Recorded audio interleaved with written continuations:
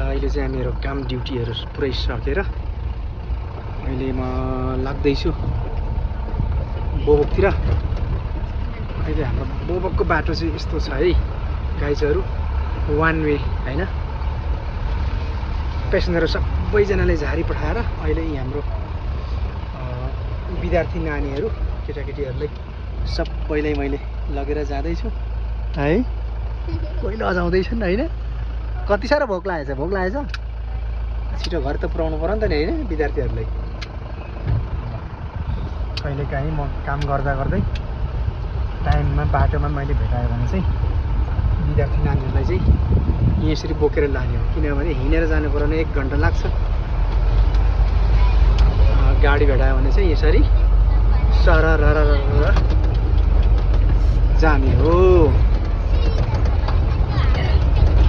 यस्तो पनि गर्नुपर्छ, गाउँठाउँ हो के गर्नु। अब बच्चा बच्चीलाई कहिलेकाहीँ समस्या हुन्छ, भोक लाग्छ, मसिनो कोही त नानीहरू त सानो सानो नानीहरू छ, उनीहरूले पनि लगेर जानुपर्छ नि।